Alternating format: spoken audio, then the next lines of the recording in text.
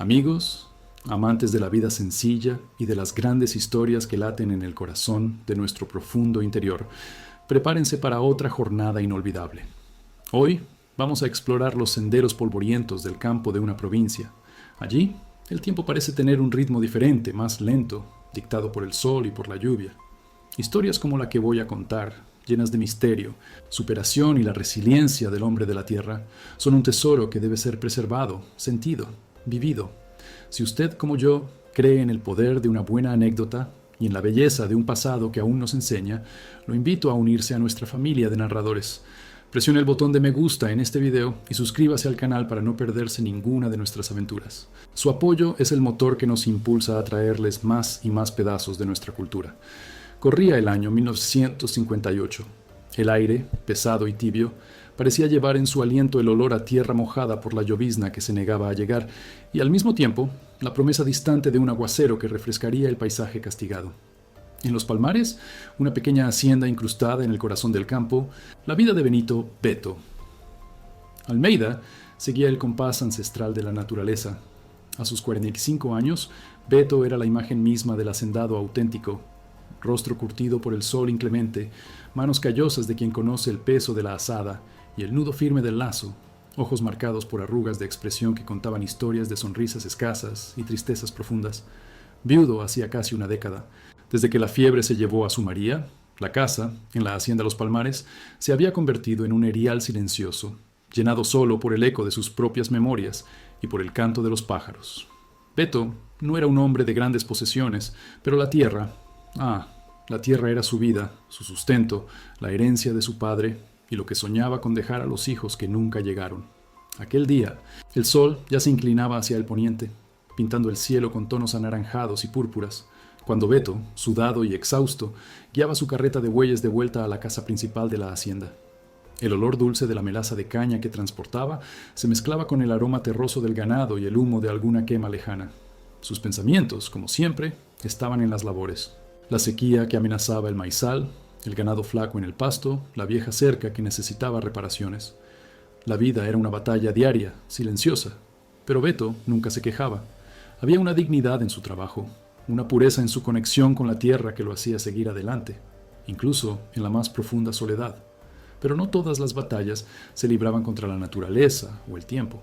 En aquel mismo atardecer, cuando la brisa comenzaba a soplar más fría, Beto ya sentía en el alma el peso de una amenaza que venía de hombres, no de dioses o del clima. La historia comenzó meses atrás, con la llegada del coronel Juan Ignacio a la región.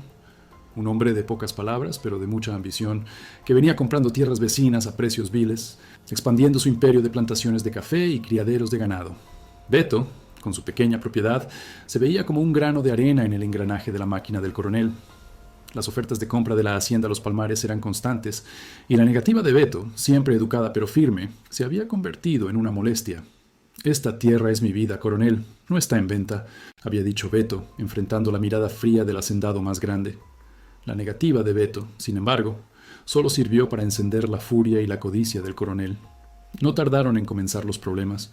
Primero, cercas eran misteriosamente cortadas, y algunas cabezas de ganado de Beto desaparecían sin dejar rastro. Beto sospechaba, claro, pero no tenía pruebas. Intentó hablar, pidió paz, pero el coronel Juan Ignacio solo sonreía con desdén, asegurando que nada sabía. Luego llegó la noticia más amarga, una citación judicial. El coronel Ignacio, a través de sus astutos abogados, había desenterrado un antiguo documento, un supuesto error en la demarcación de tierras de décadas atrás, que reivindicaba parte de la hacienda Los Palmares como de su propiedad. Un pedazo significativo, justamente el más fértil, donde Beto cultivaba su maíz y frijol. La lucha judicial fue desigual. Beto, con el poco dinero que tenía, contrató a un abogado del pueblo vecino, un hombre honesto, pero sin la influencia y los recursos que el coronel ostentaba. Testigos surgieron de la nada a favor del coronel, personas que Beto nunca había visto en su vida. Papeles antiguos, empolvados y mal escritos, fueron aceptados como prueba. El juez, un hombre visiblemente presionado por las figuras poderosas que rodeaban al coronel Ignacio, parecía reacio, pero al final la sentencia cayó como un rayo en cielo azul. Aquella mañana, en la sede del juzgado del pequeño pueblo, bajo la mirada fría y victoriosa del coronel Ignacio y de sus secuaces, la voz del juez resonó como un decreto de ruina. Considerando las pruebas presentadas y los testimonios recabados, este tribunal decide que el área en litigio, conforme se describe en la petición del doctor Macedo, pertenece, de hecho y de derecho, a la hacienda Estancia Dorada, propiedad del señor coronel Juan Ignacio. El mundo de Beto se desmoronó sobre sus hombros. La injusticia era tal que su garganta se secó, sus piernas temblaron. Perder aquella tierra era perder no solo el sustento, sino un pedazo de su alma, el legado que tanto cuidaba. Intentó argumentar, la voz embargada por el dolor y la rabia, pero fue en vano. La decisión está tomada, señor Almeida. No hay más que hacer, dijo el juez, desviando la mirada. El coronel Ignacio se acercó, una sonrisa cruel en los labios. Se lo dije, Beto. Esa tierra sería mía. Es la ley del más fuerte. Beto salió del juzgado tambaleante. El sol del mediodía parecía más inclemente que nunca.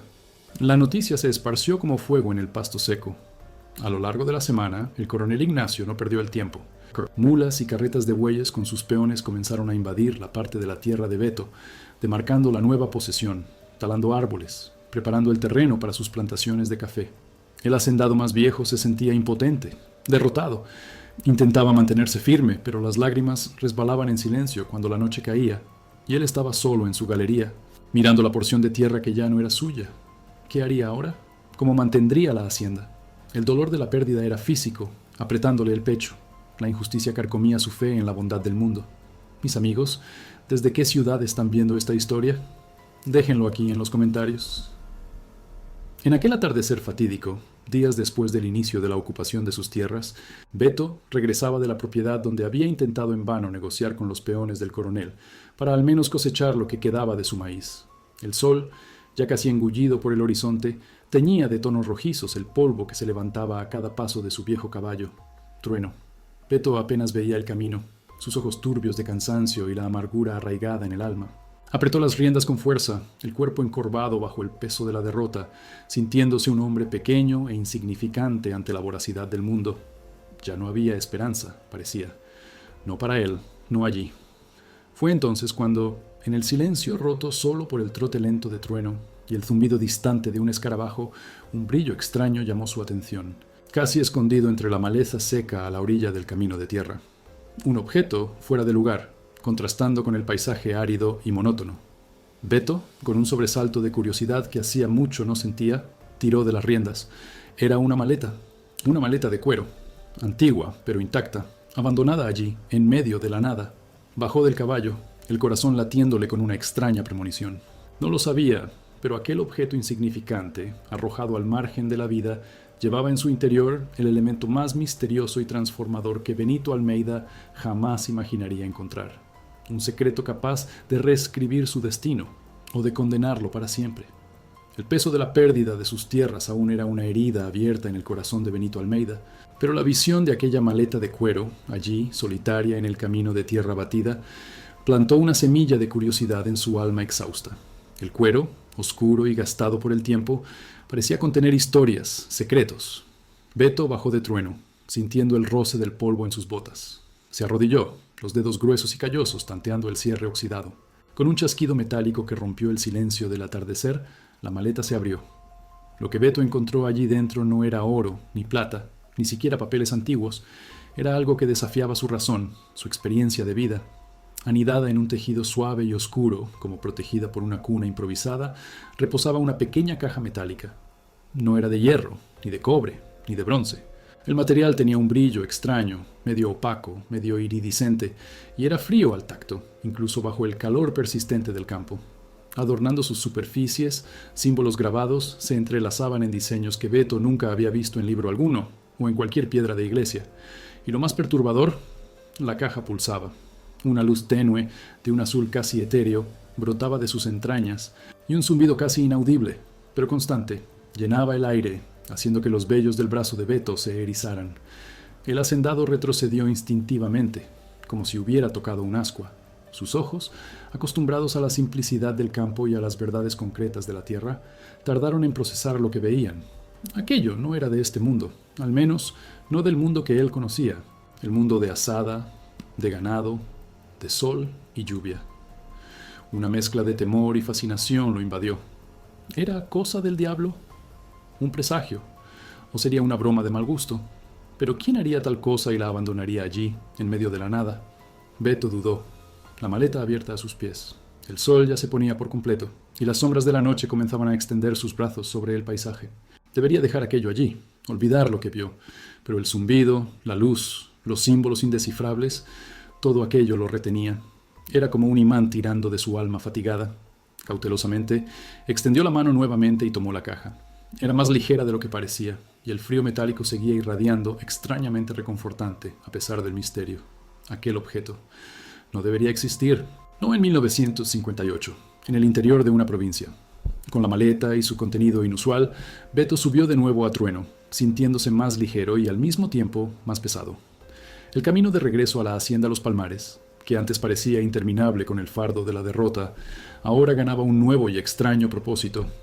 Llegando a casa, incluso antes de alimentar al caballo o encender el farol, llevó la caja al dormitorio, el lugar más íntimo y seguro de la casa. La dejó sobre la vieja cómoda de madera oscura, y la pálida luz azul de la caja iluminó la habitación con un brillo fantasmagórico. Aquella noche, Beto no durmió. Observó la caja durante horas, intentando desentrañar sus secretos. La giró por todos lados, buscó botones, aberturas. Nada, solo la superficie lisa, los símbolos extraños y la pulsación constante, el zumbido casi inaudible que parecía vibrar en sus propios huesos. El objeto no hacía ruido fuerte, no se movía, pero su simple presencia era una tormenta para la mente de Beto. ¿Qué diablos era aquello? ¿Y por qué el universo lo había puesto en su camino, justo ahora, cuando su vida ya estaba en ruinas? La caja, de alguna manera, lo sacó de la letargia del luto y la derrota. No era una salvación, sino una distracción, un enigma que le impedía hundirse por completo. Los días se sucedieron y la rutina de Beto cambió drásticamente. La caja, que mantenía escondida bajo la cama, pasó a ser su objeto de estudio y fascinación. Pasaba horas enteras observándola, intentando descifrar los símbolos con sus propios dibujos en la arena. Una vez, por un impulso, intentó golpearla con un martillo, pero el metal no cedió, ni un rasguño. Era indestructible. Beto comenzó a tocar los símbolos, pasando el dedo sobre las líneas frías, y a veces parecía que la luz azul reaccionaba, pulsando con un poco más de intensidad. ¿Era su imaginación o el objeto realmente estaba respondiendo? La curiosidad de Beto, antes adormecida, despertaba con una fuerza avasalladora. Se estaba acercando al misterio, sintiéndose como un niño descubriendo un juguete nuevo y prohibido. Se olvidaba de comer, de dormir, de la labranza, del coronel Ignacio. La caja era su mundo, su secreto. Sin embargo, el cambio en su comportamiento no pasó desapercibido. Beto, antes como un reloj, ahora era impredecible. Salía al campo, pero regresaba más temprano. Pasaba las noches despierto. Sus vecinos, gente sencilla y observadora, comenzaron a notarlo. «Beto está diferente, ¿no crees?», comentaba doña Catalina con su marido, don Elías, mientras lo veían pasar apurado por el camino. «Está más flaco y con una sombra en la mirada. Y no camina bien. Parece que siempre está pensando en otra cosa». «Cosas de viudos, Catalina. La soledad pesa», respondía Elías, pero él también sentía una inquietud. El chismorreo, como mala hierba, comenzó a extenderse. La pérdida de las tierras de Beto a manos del coronel Ignacio ya era tema de conversación. Ahora, su comportamiento extraño avivaba el fuego. Beto, que siempre fue visto como un hombre bueno, trabajador, pero algo recluso, ahora parecía tener algo que ocultar. Evitaba a los pocos vecinos que aún hablaban con él, temiendo que cualquier palabra sobre la caja lo llevara a la locura, o peor, a la desconfianza. Un día, Pepe Chiquito, uno de los peones más chismosos del coronel Ignacio, que ahora trabajaba en las tierras tomadas a Beto, avistó al hacendado en la galería, mirando algo en sus manos. La distancia era grande, pero Pepe juró haber visto un brillo a su lado. No dudó ni un segundo antes de llevar la historia al coronel, distorsionada y cargada de malicia. «Parece que Beto anda metido en cosas raras, coronel, jugando con unos brillos en la noche, unas luces azules. Está demasiado raro». El coronel Ignacio, un hombre cínico y supersticioso como muchos de su época, escuchó con una sonrisita torcida. «Cosas raras, ¿eh? Beto siempre fue un hombre de alma sencilla. ¿Brujería, tal vez? ¿O se está volviendo loco por haber perdido la tierra?» La noticia de la brujería de Beto se esparció como un incendio. El miedo a lo desconocido, la ignorancia y el conservadurismo de la gente del campo eran terreno fértil para tales historias. Beto comenzó a sentir las miradas. Los saludos se hicieron más cortos, las sonrisas más forzadas. Los niños, antes curiosos, Ahora se escondían detrás de las faldas de sus madres cuando él pasaba. La soledad de Beto, que ya era una carga, se transformaba en aislamiento. Se sentía un paria, marcado, no solo por la pérdida de sus tierras, sino por un misterio que ni él mismo comprendía. El juicio silencioso de la sociedad lo lastimaba más que las palabras. Él, un hombre de fe sencilla, verse acusado de tratar con cosas del demonio a causa de un objeto que no lograba entender, era un golpe cruel. A veces pensó en tirar la caja, librarse de ella y de toda la confusión que traía, pero algo se lo impedía. Aquel zumbido, aquella luz, aquellos símbolos, había una atracción innegable, una promesa velada de algo mayor que lo hacía resistir, como si la caja, además de misterio, llevara un destino. Una tarde, sentado en la galería, la caja en su regazo, Beto observaba el ganado del coronel pastando en su antigua tierra. La rabia regresó, pero era diferente. Ya no era solo la rabia de la injusticia, sino la rabia de ser juzgado, de ser el blanco de chismorreos maliciosos. La caja pulsaba en sus manos. Se sentía cada vez más ligado a ella, casi como si fuera lo único que aún le quedaba en el mundo, lo único que no lo juzgaba.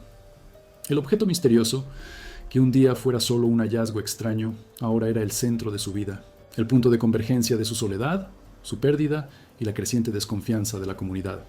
Beto sabía que necesitaba entender aquello, por sí mismo, para quizás un día entender lo que sucedía a su alrededor.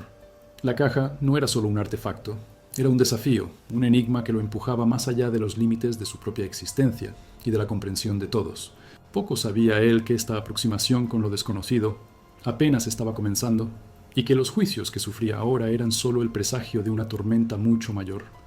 La rutina en la hacienda Los Palmares, antes un reloj inmutable, se había transformado en una danza de idas y venidas entre las labores diarias y la fascinación nocturna por la caja metálica. Beto se levantaba antes del sol, como de costumbre, y el fuerte olor a café colado en tela, calentado en el fogón de leña, era la primera invitación al nuevo día. El pan de queso del día anterior, crujiente por fuera y suave por dentro, y la panela endulzaban el café y las primeras horas de trabajo. La voz ronca del gallo y el mugido distante del ganado que aún era suyo llenaban el aire de la mañana, un bálsamo para el alma herida del hacendado. Salía al campo, el sombrero de paja protegiendo el rostro marcado por el sol, la azada al hombro. La tierra bajo sus pies aún era suya, la mayor parte de ella, a pesar del pedazo robado. Beto cuidaba de sus pocas cabezas de ganado, que aún quedaban, del pequeño maizal que resistía la sequía, y de los cafetos que, tercos, producían sus frutos. El sudor le resbalaba por la frente, mezclándose con el polvo, y el cansancio físico era un alivio temporal para la tormenta mental que cargaba. Trabajaba duro, con la dedicación de siempre, pero sus ojos azules, antes fijos en el horizonte, ahora parecían perdidos en pensamientos distantes. La caja. Ella era el punto central de su existencia. Durante el día, escondida bajo la cama, parecía aguardar pacientemente el anochecer. Beto sentía su presencia, un peso invisible que lo acompañaba entre los cafetos y el pasto reseco. Cuando el sol finalmente se ponía, pintando el cielo con tonos de brasa y añil, Beto se apresuraba de vuelta a la casa principal. La comida era solitaria, un plato de arroz, frijoles y carne seca, comido en silencio, bajo la luz tenue de un farol. Después, lavaba los platos, arreglaba la casa, pequeños gestos que llenaban el vacío, pero el gran momento era cuando, finalmente, se sentaba en la vieja mecedora de la sala y sacaba la caja de su escondite. La luz azul, antes tímida, ahora parecía más vibrante en la oscuridad de la noche. El zumbido, que ya no le parecía perturbador, era un compañero constante. Beto pasaba horas estudiando los símbolos, los dedos deslizándose sobre la superficie fría y enigmática. Intentaba dibujarlos en un pedazo de papel, con la esperanza de que el acto de reproducirlos pudiera darle alguna pista. Pero eran figuras tan complejas, tan interconectadas, que a cada intento parecían más y más indescifrables. Algunas veces, al toque de sus dedos, la luz azul se intensificaba, un pulso casi imperceptible. Otras, los símbolos parecían reaccionar, profundizándose o cambiando de tonalidad por un instante. Beto estaba convencido de que la caja respondía a su presencia, a su atención, a su intento de comunicación. Conversaba con ella en susurros, se desahogaba sobre la injusticia del coronel, sobre la soledad, sobre el miedo a lo desconocido. La lluvia, tan esperada, llegó finalmente una tarde. Un chaparrón fuerte, con olor a tierra mojada y monte fresco.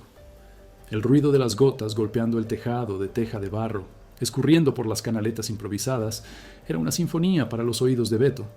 Sentado en la galería, observando la tormenta, se sentía en paz, la caja en su regazo, protegida del temporal. Era un momento de tregua, de profunda conexión con la naturaleza y con aquel objeto inusitado. La lluvia limpiaba el aire, pero no los prejuicios. El chismorreo en el pueblo, y principalmente entre los vecinos más cercanos, solo aumentaba. La pérdida de la tierra para el coronel ya era tema viejo, pero ahora el comportamiento raro de Beto ganaba nuevos colores y detalles. Pepe Chiquito, el peón envidioso, no perdía la oportunidad de esparcir rumores, siempre exagerando y distorsionando la verdad. «Beto anda hablando con las paredes, lo oí», decía él con un brillo de malicia en los ojos. «¿Y las luces azules? Dicen que es brujería fuerte, cosa del diablo para vengarse del coronel Ignacio». Cada día más historias fantásticas surgían, que Beto ya no dormía, que sus ojos brillaban en la oscuridad, que había hecho un pacto con fuerzas malignas para recuperar la tierra perdida, o incluso para volverse rico vendiendo su alma. Las mujeres, en sus tertulias a la orilla del río o en la feria del pueblo, susurraban, santiguándose al mencionar el nombre de Beto. «Pobre alma, tan trabajador. ¿Pero qué habrá pasado?», decía una. «La soledad enloquece, y el diablo aprovecha», respondía otra en voz baja. El párroco local, padre Joaquín, un hombre respetado pero conservador y reacio a cualquier cosa que se saliera de lo normal, también comenzó a escuchar las historias. Los fieles, asustados, le pedían que hiciera algo. Él no creía en brujería, pero la idea de que Beto pudiera estar inmerso en alguna secta o práctica desconocida lo preocupaba. Decidió que haría una visita a la hacienda, no para confrontar, sino para recomendar la palabra de Dios, como él decía. Beto sentía el peso de esas miradas. Cuando iba al pueblo, la gente se apartaba discretamente. Los comerciantes, que antes lo trataban con familiaridad, ahora lo atendían con cierto recelo, casi aprensión. Don Elías, el vecino más cercano, que siempre fue amigo, pasó a evitar a Beto con excusas descabelladas de mucho trabajo. Era un aislamiento doloroso, que hería más que cualquier pelea. Él, que nunca hizo daño a nadie, que vivía su vida pacífica y honesta, estaba siendo condenado por algo que era incapaz de explicar. Intentaba ignorarlo, pero los chismorreos eran como el viento, no se podían ver, pero se sentían. Beto se sentía un extraño en su propia tierra, un forastero en su propia comunidad. La caja era su única confidente, su único vínculo. A veces se preguntaba si realmente se estaba volviendo loco, pero la racionalidad que lo guiaba desde niño, la sobriedad del hombre del campo, no lo dejaban entregarse completamente a la paranoia. Sabía que la caja era real, que la luz y el zumbido no eran frutos de su imaginación. Profundizando en el misterio, Beto comenzó a notar patrones. Cierta vez, al tocar un conjunto específico de símbolos, la luz azul parpadeó 3 veces, más fuerte, y un sonido diferente, un clic suave, emanó de la caja. Intrigado, repitió el toque, y el clic volvió. Era como si la caja tuviera un lenguaje propio, esperando ser descifrado. Con cada nuevo pequeño descubrimiento, una mezcla de euforia y pavor lo invadía. Estaba descubriendo algo grande, algo que lo sacaba de su insignificancia, pero que lo colocaba en un camino solitario y peligroso. Cada día se convertía menos en el hacendado Benito Almeida y más en el guardián de un secreto, un hombre aislado, pero con el universo en sus manos, aunque sin saber cómo usarlo o qué significaba. El día a día en el campo seguía su curso, con el olor a tierra mojada después de la lluvia y el calor del sol a plomo, pero la vida de Beto estaba al borde de una transformación que ni siquiera los chismorreos más insanos podrían prever. Continuaba con sus labores, pero ahora, con un propósito oculto, una llama azul guiando sus pasos en la oscuridad. El tiempo se escurría como arena entre los dedos de Beto, y cada atardecer, la caja metálica revelaba un poco más de su complejidad enigmática. Ya no se sentía solo, pues la presencia de aquel artefacto peculiar llenaba el vacío que la pérdida de María y la injusticia del coronel habían dejado. La caja no hablaba, pero Beto sentía que la comprendía, o al menos que ella se comunicaba con él en un lenguaje silencioso de luz y vibración. Había descubierto que, al tocar un patrón específico de símbolos con la punta del dedo, la luz azul se intensificaba y, en raros momentos, pequeñas imágenes casi holográficas parpadeaban por milésimas de segundo en la superficie del metal. Eran como vislumbres rápidos de algo incomprensible, formas geométricas perfectas, paisajes que no eran de la Tierra, e incluso rostros, ojos que parecían mirarlo a través del tiempo y del espacio. Beto guardaba esos secretos para sí, con el cuidado y la reverencia de quien protege un tesoro sagrado. La caja se había convertido en su confidente, su refugio, la única entidad en quien confiaba plenamente. Con ella compartía sus dolores, sus incertidumbres y la creciente frustración por la incomprensión de sus vecinos. Hablaba con la caja en susurros, en las noches estrelladas del campo, la voz embargada por la emoción. Ellos no entienden, María. Creen que enloquecí, que estoy metido con el diablo, murmuraba, el recuerdo de su esposa anudando su garganta. La luz azul parecía parpadear en respuesta, un consuelo silencioso. Beto, con la sensibilidad del hombre del campo que aprendió a leer las señales de la naturaleza, sentía una conexión profunda, casi espiritual, con aquel objeto. Era como si la caja, con su origen desconocido, lo eligiera, lo guiara, o tal vez fuera un espejo para su propia alma, desvelando capas de su existencia que él mismo desconocía. Ella lo instigaba, lo hacía pensar, lo sacaba del conformismo de la derrota. Una noche, mientras la caja pulsaba suavemente en sus manos, Beto tuvo una revelación. No era solo un objeto, era una llave. ¿Pero llave para qué? ¿Para el pasado? ¿Para el futuro? ¿Para una realidad que ni siquiera podía concebir? Esa incertidumbre, sin embargo, no lo asustaba. Al contrario, lo impulsaba. Se vio leyendo los símbolos como si fueran letras de una escritura olvidada, aunque no entendía el significado. Estudiaba cada línea, cada curva, cada punto de luz. Incluso intentó, una o dos veces, mostrar el objeto a algún vecino más cercano, como don Elías, su amigo de toda la vida.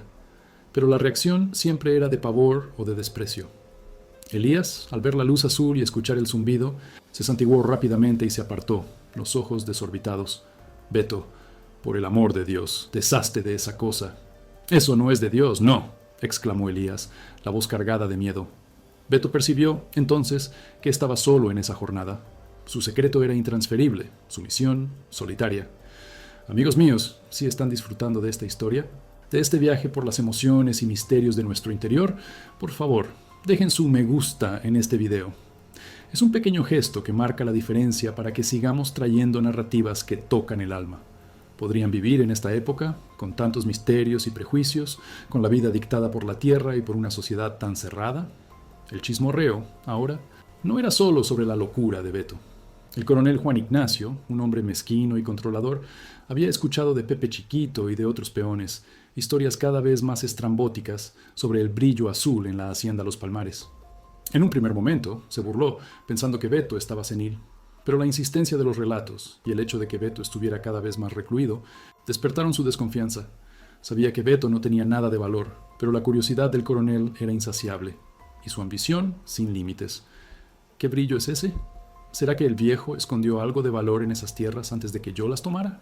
¿O será que encontró un tesoro? Pensaba el coronel, su mente maquinando. La maldad del coronel Ignacio no tenía límites. Había perdido la elección para alcalde del pequeño pueblo, un resultado inesperado que lo dejó humillado y aún más sediento de poder y control. La derrota lo volvía peligroso, impredecible. Su ira, ya grande, encontró en Beto un nuevo blanco. Quería lo que Beto tenía, aunque no supiera qué era. Aquel brillo azul, misterioso y constante, ahora era un atractivo. La noche estaba particularmente fría. Una brisa helada cortaba el aire del campo. Beto, como de costumbre, estaba en su sillón, la caja pulsando en sus manos. Intentaba descifrar un nuevo patrón de símbolos que había percibido. De repente, el zumbido de la caja se intensificó. La luz azul pulsó con más fuerza. Una advertencia, quizás. Un presentimiento sombrío apretó el corazón de Beto. Se levantó, caminó hasta la ventana y miró hacia el horizonte, donde la noche era más oscura. Fue entonces cuando la vio. Una humareda densa y oscura que subía al cielo, a la distancia. No era una quema común de campo. Era demasiado grande, muy cerca de su propiedad. Beto sintió un escalofrío en la espalda. Un fuerte olor a humo y madera quemada comenzó a esparcirse por el aire. Los perros de la vecindad comenzaron a ladrar desesperadamente. Un coro de agonía y alarma. Su corazón se disparó. «Dios mío», murmuró, sintiendo el terror helado invadirlo. El humo venía de la dirección de la antigua linde de su propiedad, de la porción de tierra que el coronel había robado. Y no era solo una quema, era un incendio provocado, con la clara intención de intimidar, de quemar todo, de destruir las últimas esperanzas de Beto. Beto corrió hacia afuera, la caja aún en sus manos, casi fundiéndose a la palma. Montó a trueno de un salto, sin silla, y espoleó al caballo para que corriera lo más rápido posible en dirección al humo. Las llamas, ahora visibles, danzaban en la oscuridad de la noche, pintando el cielo de un rojo apocalíptico. Sintió el calor, incluso a la distancia. El fuego no estaba solo en la linde. Se estaba extendiendo hacia su casa, hacia su plantación. Era un ataque directo, cruel, la última demostración de poder del coronel Ignacio. La imagen de las llamas lamiendo el cielo era aterradora. Beto sintió la rabia burbujear en su pecho, una furia que no sentía hacía mucho tiempo. La injusticia se había transformado en violencia. Todo lo que él tenía, todo lo que había construido, estaba bajo amenaza real. El coronel Ignacio no solo le había robado la tierra, sino que ahora intentaba robar su propia existencia, transformándolo en cenizas. El zumbido de la caja en sus manos era más fuerte ahora, casi doloroso. La luz azul pulsaba frenéticamente, como un corazón que latía en desesperación. Beto no sabía qué haría. No podía apagar aquel incendio solo, pero la caja parecía estar reaccionando, despertando a algo. La apretó con fuerza, sintiendo el metal frío contra su piel, mientras las llamas se acercaban, amenazando con consumirlo todo. El mundo de Beto estaba al borde del desmoronamiento, y lo único que lo unía a algo más allá de la ruina era el extraño artefacto en sus manos. Todo iba a derrumbarse, y Beto, en medio del fuego, el humo y la desesperación, sentía que su vida nunca más sería la misma. El aire en la oficina de Elías, en Omnicorp, era siempre un grado más frío, un escalofrío sutil que reflejaba la creciente inquietud en su pecho. Hacía semanas, el zumbido de los servidores, antes una nana reconfortante de progreso, había comenzado a sonar como un gruñido bajo e incesante. Paquetes de datos, vitales para el proyecto Génesis, desaparecían en el éter digital para reaparecer corruptos, fragmentados, más allá de toda reparación. Registros de acceso mostraban entradas fantasmas, usuarios fantasma pagando por sus directorios seguros. Él lo había reportado, claro, a seguridad, a TI, a quien quisiera escuchar, pero las respuestas eran siempre las mismas. Falla en el sistema, anomalía de rutina, error humano. Su equipo, generalmente un baluarte de camaradería, se había quedado en silencio, sus ojos desviándose cuando él presionaba por detalles, su celo habitual reemplazado por una cautela tensa. Sus dedos, callosos por años de codificación y placas de circuito, temblaron levemente mientras trazaba la última discrepancia en su pantalla. Un segmento crítico del algoritmo central de Génesis había sido sobrescrito, sutilmente, meticulosamente, por un script extranjero, un código parásito diseñado para introducir un fallo fatal en un momento crucial. Esto no era una falla, era un ataque, y venía de dentro. Su mirada voló al reloj. 2:17 de la mañana. El edificio era una tumba silenciosa e imponente, salvo por el zumbido de las máquinas y el latido frenético de su propio corazón. Estaba solo, o eso creía. Un clic débil resonó desde el pasillo, un sonido imposiblemente suave en el silencio absoluto. Elías se congeló, la respiración atrapada en su garganta. Agudizó el oído, discerniendo el arrastre casi imperceptible de zapatos en el suelo pulido, acercándose. La adrenalina lo recorrió, un choque de claridad gélida. Conocía aquel paso. Víctor, su rival, su sombra, el hombre cuya ambición era tan ilimitada como la suya, pero sin el peso de los escrúpulos. Elías se apartó de la mesa, la silla arrastrándose ruidosamente por el suelo, un sonido que pareció romper la frágil paz de la noche. No esperó. Se movió, impulsado por un instinto primal, hacia la sala de servidores, el corazón de Génesis, el punto más vulnerable. Tenía que confirmar, tenía que detenerlo. La sala de servidores era un mausoleo de luces parpadeantes y ventiladores ruidosos, el aire espeso con el olor a ozono y polvo quemado. Y allí estaba él, Víctor, de espaldas a la puerta, encorvado sobre la consola principal, los dedos danzando en la interfaz, un pendrive, brillando siniestramente a la luz ambiente. La pantalla exhibía una cascada de comandos, un torrente de instrucciones de sobreescritura de datos. Víctor estaba cargando una versión revisada y corrompida de la red neural de Génesis, el golpe final e irreversible. Víctor.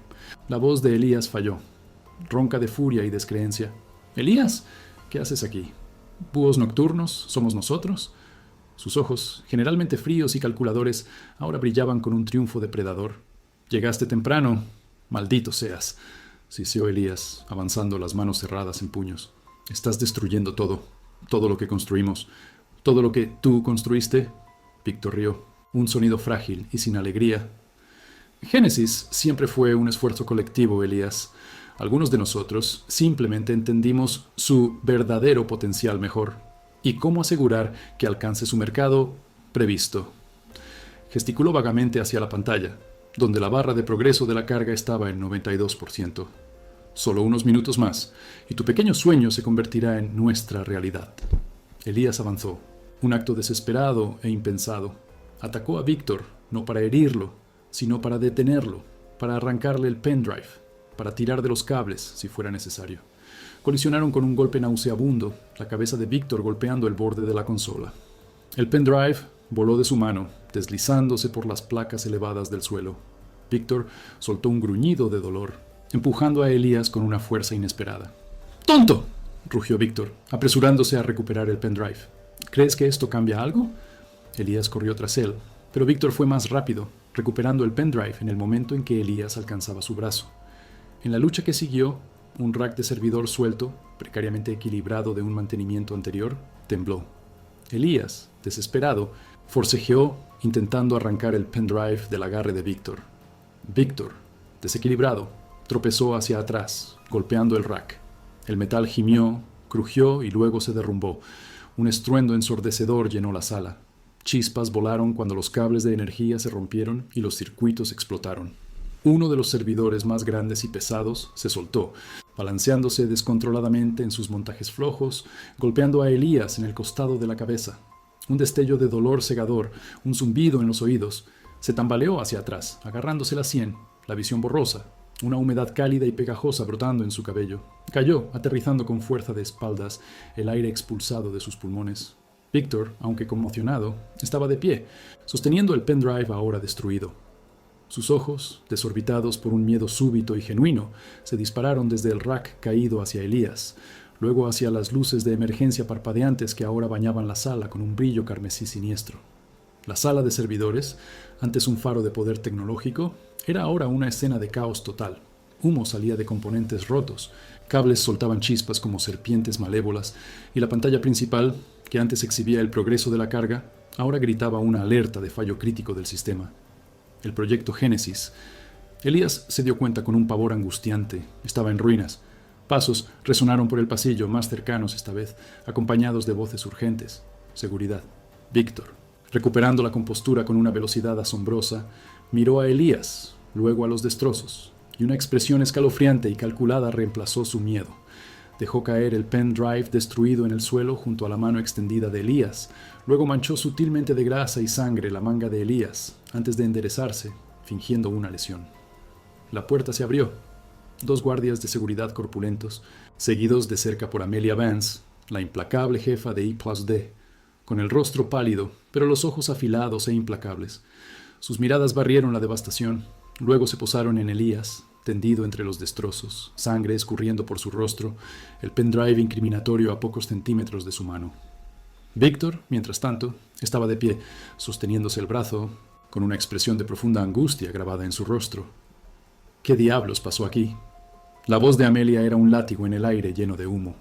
Víctor, aprovechando el momento, apuntó un dedo tembloroso hacia Elías. Él me atacó. Intentó destruir todo. Yo traté de detenerlo, Amelia, lo juro. Él simplemente enloqueció. Su voz temblaba con un temblor fabricado, su acto repugnantemente convincente. Elías luchó por sentarse, la cabeza latiéndole, el mundo girando. No, Víctor, él está mintiendo. Estaba saboteando Génesis. Lo sorprendí cargando un archivo corrompido. Sus palabras salieron arrastradas, fragmentadas, sonando menos como una acusación y más como los desvaríos de un loco.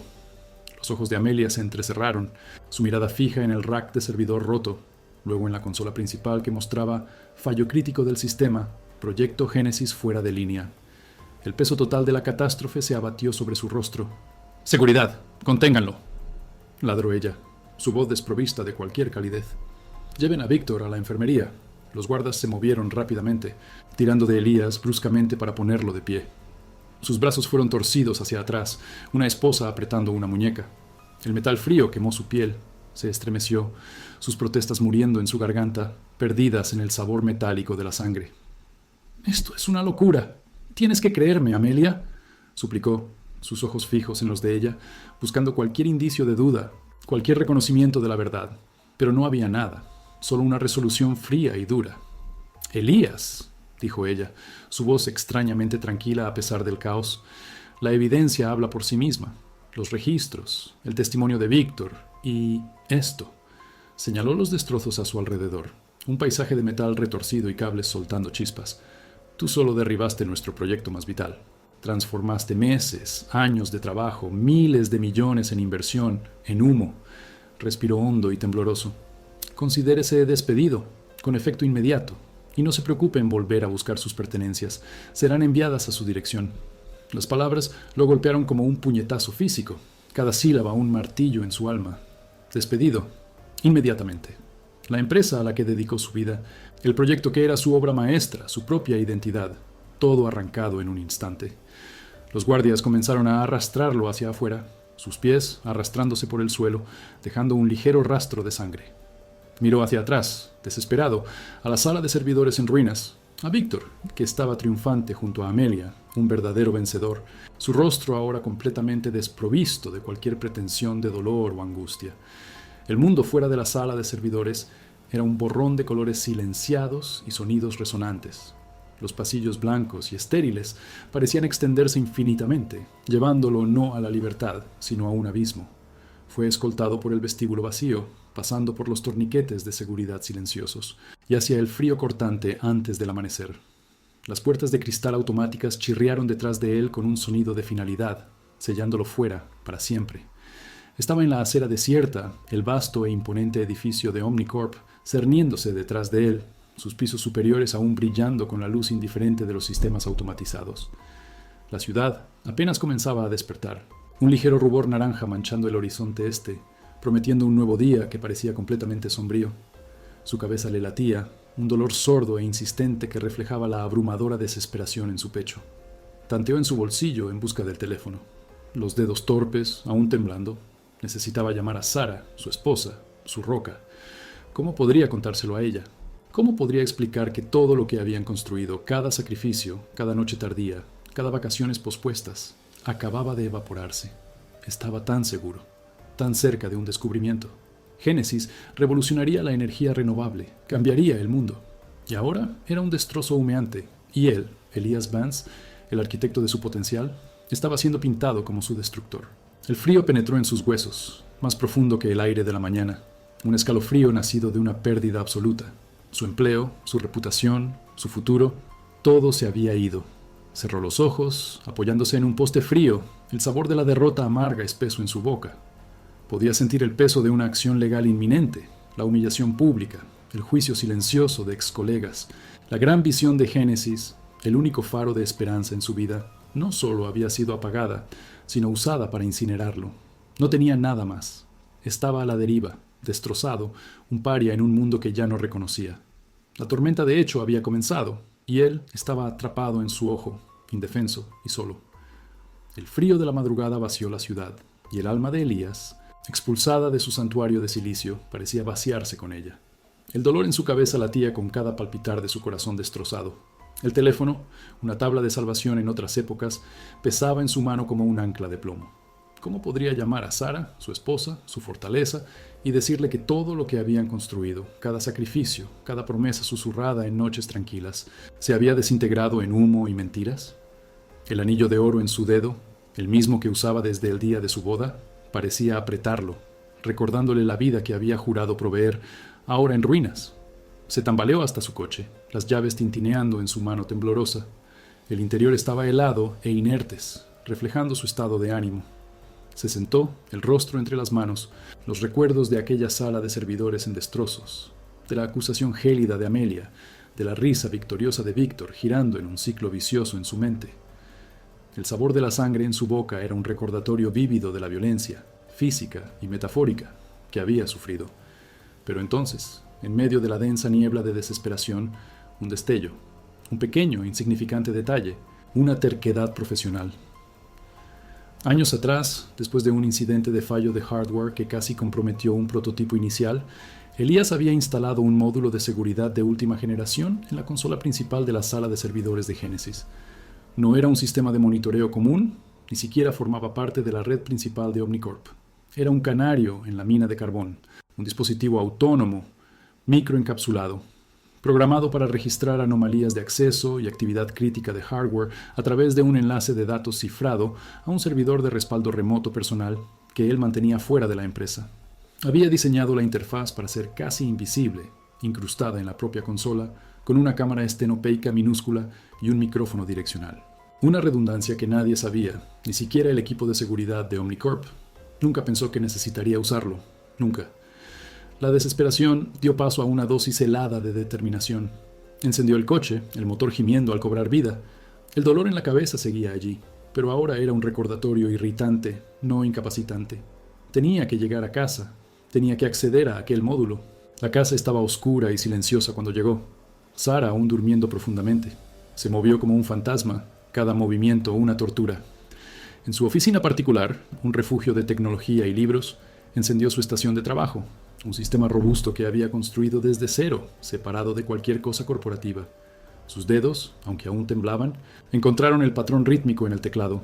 Accedió al servidor de respaldo, pasó por las capas de cifrado que él mismo había creado.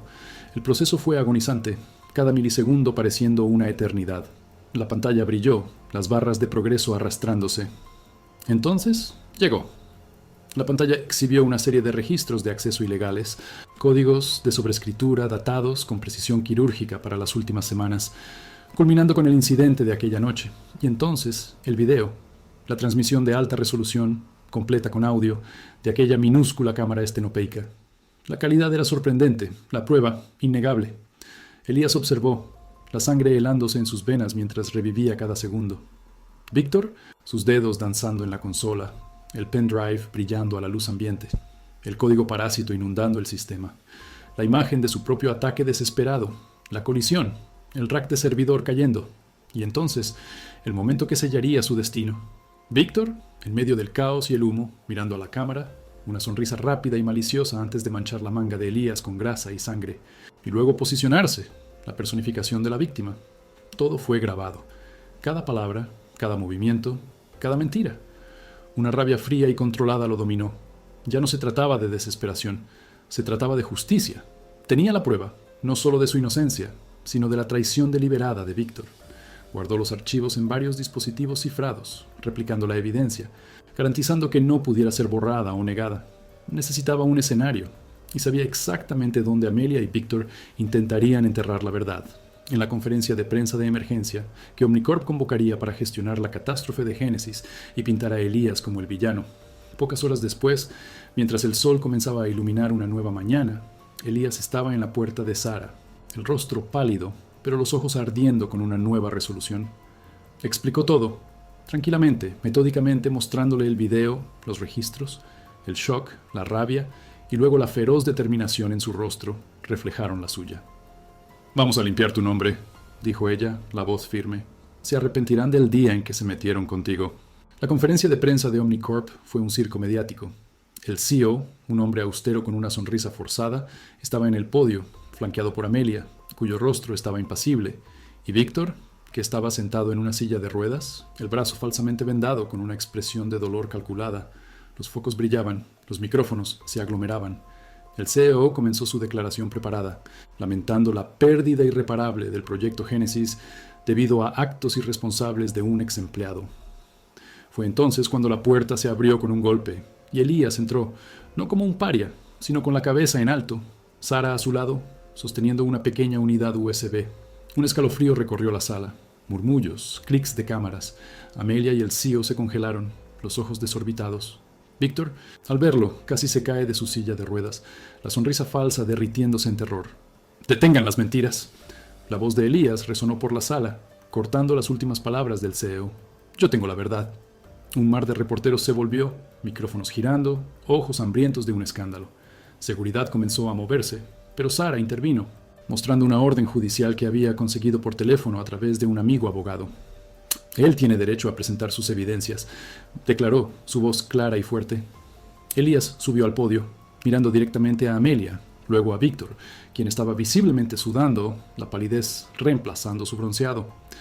«Fui acusado de sabotaje, de destruir el trabajo de mi vida», comenzó, su voz cargada de dolor, pero imbuida de una convicción inquebrantable. «Pero la verdad es que Génesis fue saboteado, y el culpable está sentado justo allí», señaló a Víctor. Un furor de preguntas explotó. El CEO intentó intervenir, pero Elías insertó el pendrive en el portátil del podio, que estaba conectado a las pantallas gigantes de la sala. «Tengo prueba irrefutable». La pantalla brilló. Los registros de acceso, las líneas de código parásito. Y entonces, el video. La sala quedó en silencio mortal, excepto por el clic de las cámaras y el zumbido casi inaudible de los sistemas de sonido. El video comenzó a reproducirse. Víctor, con el pendrive, realizando el sabotaje, la sonrisa depredadora, la lucha, el rack cayendo y, en cámara lenta, el momento de su acto teatral, manchando la manga de Elías, asumiendo la postura de víctima, el audio de su propio rugido de furia y luego el lamento fabricado de Víctor.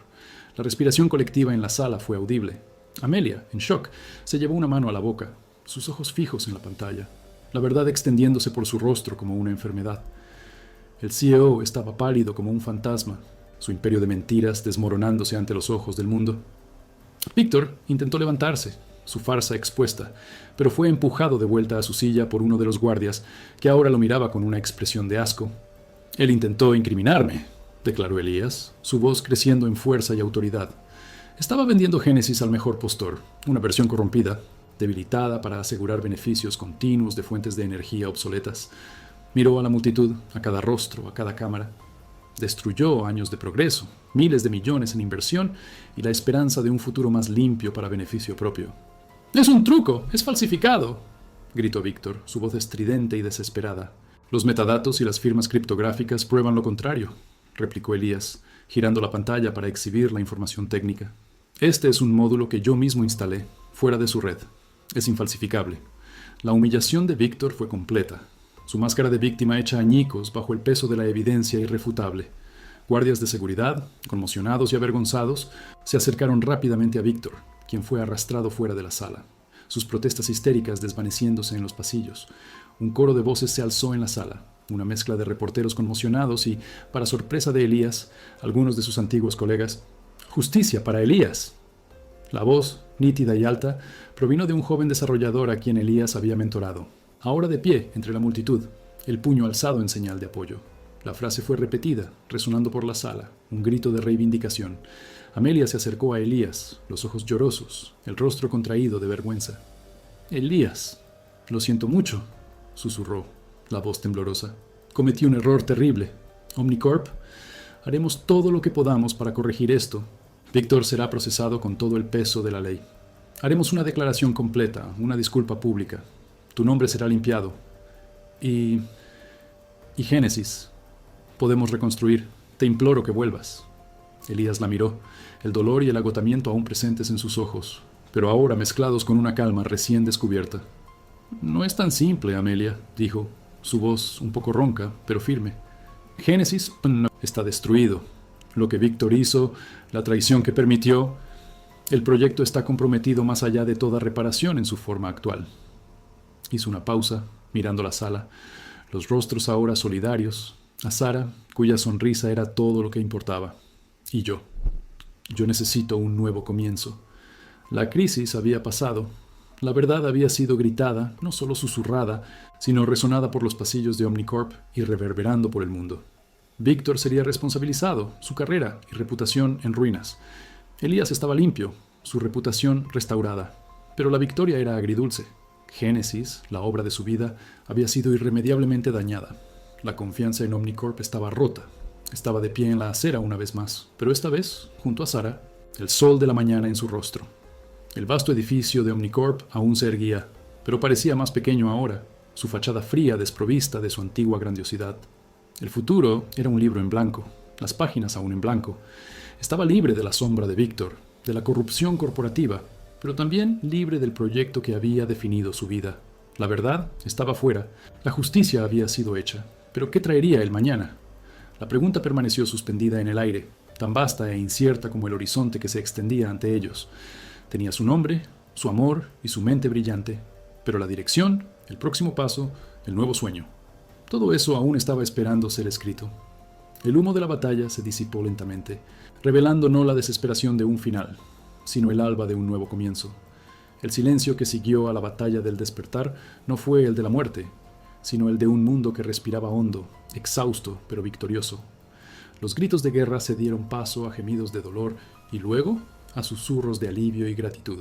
El ara, con la armadura manchada de tierra y sudor, sentía el peso no solo de la hoja en su mano, sino de la inmensa responsabilidad que acababa de ser cumplida. Sus ojos recorrieron los campos, antaño escenario de carnicería, ahora salpicados de cuerpos enemigos y dolorosamente de algunos de los suyos. Las pérdidas eran reales, pero la libertad era palpable, como el aire fresco que ahora invadía sus pulmones.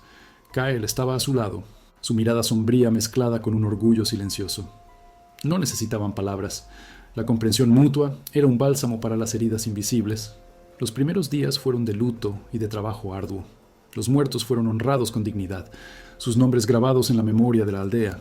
Los heridos fueron tratados con la sabiduría de las curanderas y la compasión de todos. El Ara no se permitió descanso, liderando la recuperación con la misma ferocidad con que había liderado la batalla. Las paredes derribadas fueron levantadas de nuevo, las casas quemadas reconstruidas ladrillo a ladrillo. La comunidad, unida por la sangre derramada y por la victoria conquistada, trabajó como un solo cuerpo, movida por una fe inquebrantable en el futuro. Los meses se desplegaron en estaciones, y con ellas el paisaje y los corazones comenzaron a sanar. La tierra, antes manchada de sangre, fue revigorizada por el trabajo arduo de sus hijos. Las semillas fueron plantadas en suelo fértil, irrigadas no solo por la lluvia, sino por las lágrimas y esperanzas de aquellos que habían prometido un futuro mejor. El Ara encontró un nuevo ritmo, una nueva faceta para su liderazgo. De guerrera implacable, se convirtió en la constructora, la visionaria. Su honor, que un día fue cuestionado y arrastrado por el lodo de la injusticia, ahora brillaba más que nunca. La verdad sobre la batalla del despertar se esparció por los reinos, no como un cuento de violencia, sino como una epopeya de coraje y redención. Los susurros de bruja y amenaza fueron reemplazados por salvadora y protectora. Los antiguos aliados regresaron y nuevos vinieron, deseosos de forjar lazos con el pueblo que había osado desafiar la oscuridad y prevalecer. La aldea del Pino, antaño un rincón olvidado, se convirtió en un faro de resistencia y esperanza, su nombre resonando con respeto y admiración. 2 años pasaron desde aquel día fatídico. La aldea había florecido más allá de todas las expectativas. Las casas eran más fuertes, las murallas más altas, pero, sobre todo, el espíritu del pueblo era inquebrantable. La cicatriz de la guerra permaneció, pero era una cicatriz de honor, un recordatorio de lo que habían superado. La primavera siguiente a la victoria trajo consigo no solo el florecer de las flores, sino un anuncio que hizo el corazón de El Ara pulsar con una alegría diferente a cualquier otra que jamás hubiera sentido. Estaba embarazada. La noticia se esparció como un rayo de sol, trayendo una ola de júbilo que tocó cada alma en la aldea. Era la promesa de una nueva generación, un vínculo tangible con el futuro que habían luchado tan arduamente para garantizar. Kyle, antes un hombre de pocas palabras y muchos silencios, irradiaba una felicidad contenida, pero profunda. Su mirada hacia El Ara era un tapiz de amor, admiración y un futuro compartido. Con la llegada del otoño, la aldea se preparaba para la mayor cosecha de la que se tenía memoria. Los campos dorados se extendían hasta donde la vista alcanzaba, cargados con los frutos de su trabajo y de la bendición de la tierra. Era un banquete para los ojos y para el alma, simbolizando la abundancia y la resiliencia de un pueblo que supo sembrar la esperanza incluso en las cenizas. En el apogeo de la fiesta de la cosecha, bajo un cielo azul profundo y un sol generoso, El Ara dio a luz una niña. La llamó Lira, la canción, en honor a la melodía de esperanza que su vida traía. La pequeña Lira, con los ojos de la madre y la sonrisa tranquila del padre, era la materialización de todo lo que habían sacrificado y conquistado. Su nacimiento no fue solo un evento personal, sino un milagro comunitario, la prueba viva de que la vida siempre encuentra un camino, incluso después de la más devastadora de las tormentas. Todavía en aquel otoño, con la aldea envuelta en los tonos cálidos del dorado y el rojo, El Ara y Kyle decidieron sellar su unión en un matrimonio que trascendería la formalidad, convirtiéndose en una celebración de amor, compañerismo y el triunfo del espíritu humano. No fue una ceremonia para reyes y reinas, sino para un pueblo que se levantó. En el corazón de la aldea reconstruida, ante el viejo roble que había sido testigo de generaciones de sus vidas, intercambiaron votos. El Ara, ya no en armadura, sino vestida con un simple, pero elegante, vestido blanco tejido por las mujeres de la aldea, irradiaba una belleza serena y poderosa. Kyle, a su lado, parecía más a gusto que nunca, un hombre que finalmente había encontrado su puerto seguro.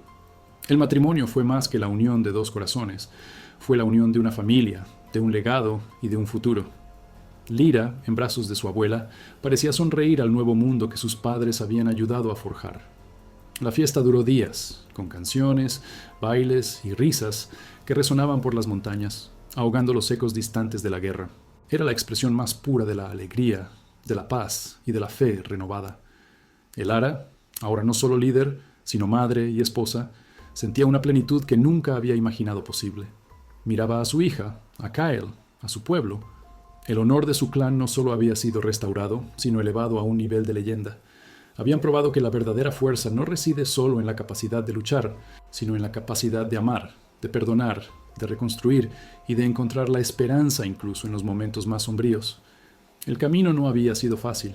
Había dolores que jamás desaparecerían completamente, pérdidas que siempre serían recordadas, pero la vida, como el río que corre incesantemente, había encontrado nuevas orillas para fluir. La aldea del Pino se convirtió en un símbolo, un testimonio de que la fe, el coraje y la unión pueden mover montañas y encender la luz donde antes solo había oscuridad. El legado de Elara no sería solo el de una guerrera que venció una batalla, sino el de una líder que plantó las semillas de la esperanza y cultivó un futuro de paz y prosperidad para las generaciones venideras. Su historia era la prueba viva de que, incluso después de la más furiosa de las tormentas, el sol siempre vuelve a brillar, y con él la promesa de un nuevo y glorioso amanecer.